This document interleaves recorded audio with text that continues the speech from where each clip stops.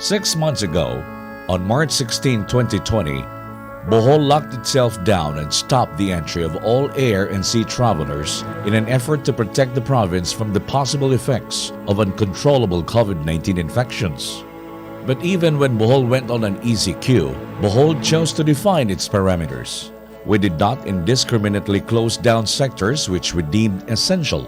Independently of the IATF, we kept open within non-curfew hours those in the sectors of agriculture, fisheries, construction, quarrying, wholesale and retail establishments, including public markets, groceries, pharmacies, hospitals, clinics, water refilling stations, as well as banks and remittance centers.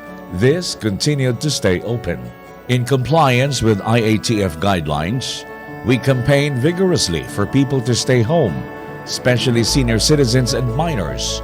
But yet again, we chose to define our parameters by allowing senior citizens and minors working in the agriculture and fishery sectors to be exempted from their curfew. In time, we even gave our senior citizens 3 days a week, and for minors 2 days a week to break their curfew. Immediately after the Holy Week in April, despite the fear of many to bring home locally stranded individuals and OFWs, we began to talk about it. Despite initial fears and widespread local opposition, the general public understood, and soon LSIs and OFWs started coming home. Today, 6 months after, Bohol has graduated from ECQ to GCQ and to MGCQ. In that time, municipal LGUs, led by our mayors, have established 9,524 beds for quarantine purposes.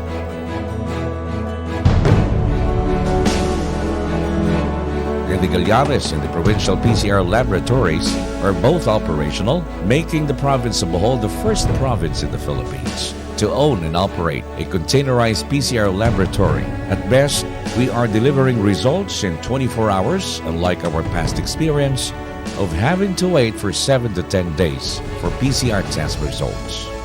Along the way, we have also been successfully able to convince the IATF to respect our pace of arrivals of LSIs and OFWs.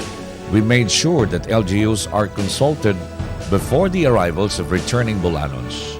Those arriving in Bohol without the proper clearances are either quarantined first to be held accountable later on, or, when possible, are sent back from where they came from. Today, 25,151 Bolanon LSIs and OFWs have come home since March 16, 2020.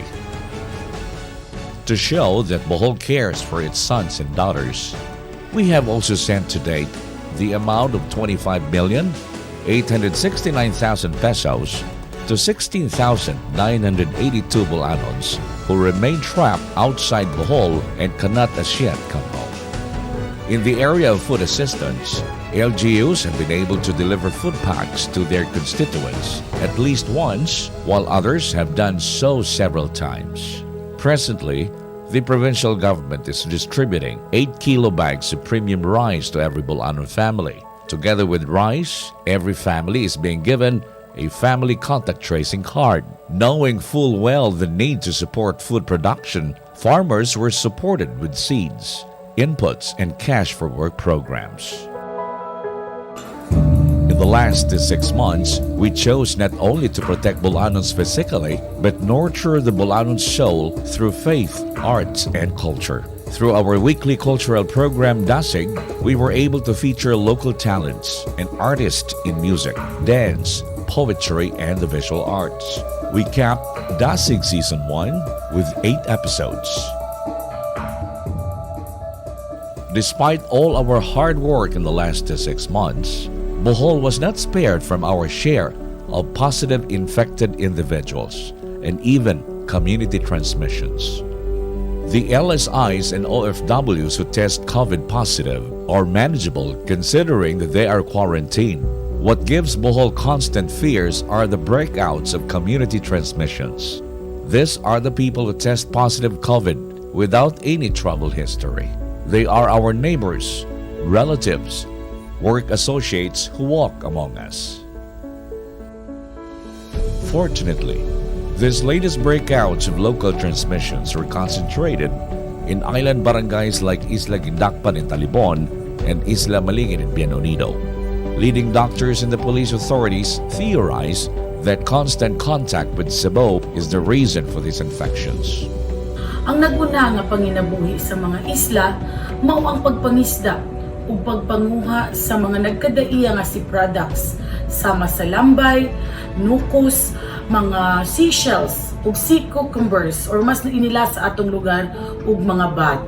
Apan karon tungod sa maong pandemya, aduna kitay mga kalisdanan sa pagbaligya sa ato ang mga sea products. Tungod sa maong pandemya, naglisod ang atong mga kaigsuonan sa isla tungod kay dili naman makangadto sa syudad sa Subo sa atong nahibaw-an kasagaran sa nag-local transmission labi na diri sa lungsod sa Talibon nagagunad sa mga isla.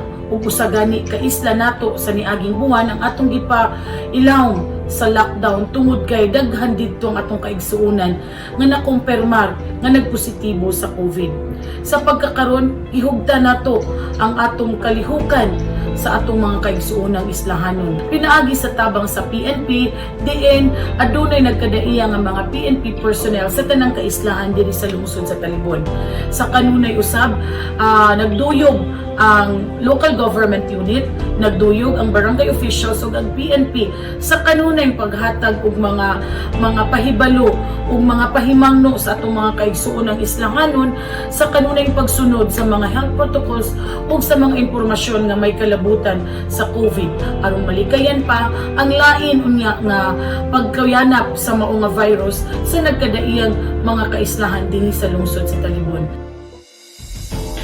Sa dihang nahibaw-an namo nga adunay positive nga nanganak didto sa Don Emilio Hospital sa Ubay, amo siyang gi-isolate.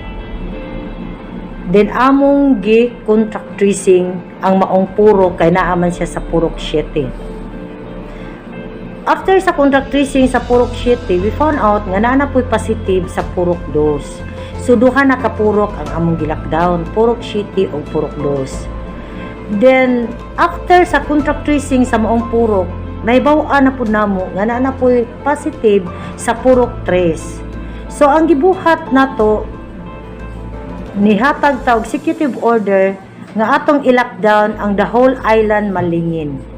Akong ipahibalo nga ang barangay Malingin ug ang tibuok lungsod sa Bienonido COVID-free na. In behalf of the local government units sa atong lungsod sa Bienonido, ako dakong pasalamat sa atong probinsya sa Bohol, headed by Governor Arthur Yap, sa iyang suporta nga gihatag diri sa ato ang lungsod sa Bienonido, especially to the island barangay of Malingin. Acting quickly, the provincial government ordered the PNP to launch Oplan Kalasag ni Dagohoy that sought to regulate